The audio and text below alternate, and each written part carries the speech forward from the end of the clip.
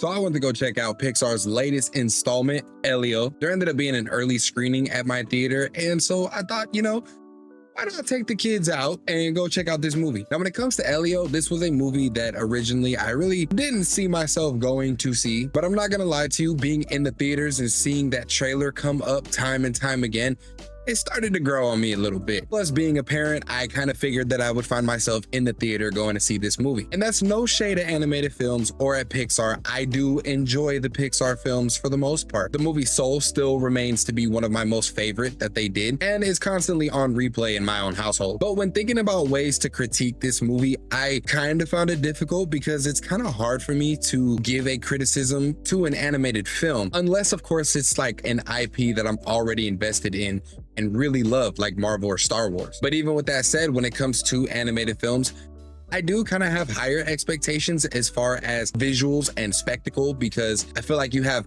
less limitations when it comes to stuff like that. There's more things that you can do in an animated film versus live action. And this movie, it was no different. So in Elio, we follow our main character, Elio, who is a kid that feels out of place in the world and sort of an outcast. He becomes obsessed with this idea of being abducted by aliens in hopes that he'll find a planet and a civilization, I guess, that wants him, because he feels like Earth does not, or he doesn't fit. And when he finally gets his wish, it is a wild, funny, emotional roller coaster to learn that he was where he was supposed to be all along. I think that it is kind of well known that Pixar is known for doing these kind of kid-friendly and attention-drawing movies with much bigger and deeper themes and meanings that tend to hit the feels a little bit harder than you would have expected. And while Elio is a movie that I don't think does it quite as well as movies like Soul or Elemental, Ratatouille, or Up, it still does a very good job at telling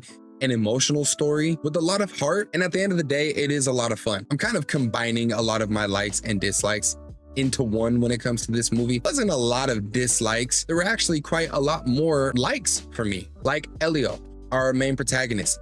He is such a likable character, such a fun character to follow. He's this lost kid who has dealt with this tragedy in his life and is just looking for a place of belonging. He's funny, he's compassionate, he's very curious sometimes to almost his own demise, but overall he's just funny on screen. And this relationship that he ends up making with one of the aliens in the movie and them becoming friends is probably one of the biggest highlights of this movie. Together, him and his friend Gordon are just a funny and witty duo who parallel each other very well and are able to relate to each other in similar struggles, both being people who are pressured by their own society to become a specific thing when they have other ideas for themselves. The movie also does a great job with its world building and its spectacle. In this movie, we're introduced to a whole wide range of different aliens and different species with a very cool setup. Like, they have like this council of a bunch of aliens who are representatives from their planets, and the designs of not just these aliens,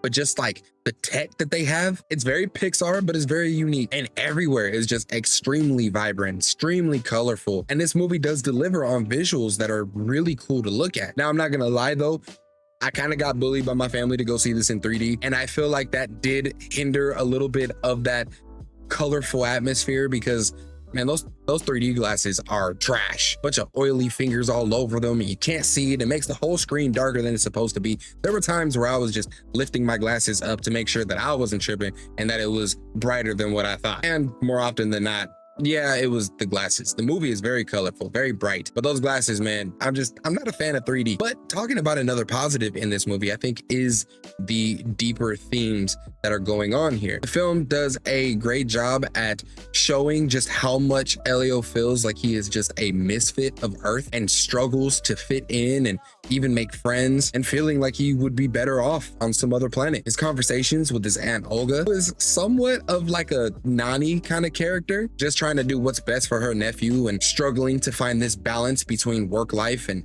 taking care of now this kid who's your responsibility and struggling to understand him. It really does a lot to show the intentions of these characters, where their headspace is at. And there are some heartwarming moments between the two, like within their conversations. And I think that it is relatable in a lot of ways. I think a lot of us probably at younger ages felt this way, felt very out of place at times, and felt like we just wanted somewhere to belong. And this movie does a good job at portraying that, but also not overshadowing the fun of this movie either. I wouldn't say that the struggle and the deeper themes are a forgotten element, but it's definitely not as much of a focus as the main story of what's going on and the adventure that is happening. So even though it does touch on some deeper themes, I don't really think you're going to be shedding a tear for this one, but it was done tastefully. If I really had to give any kind of critiques, I feel like this movie definitely follows a lot of the same tropes that Pixar tends to do with their films, especially with their more coming of age films, or really almost all their films. But basically just,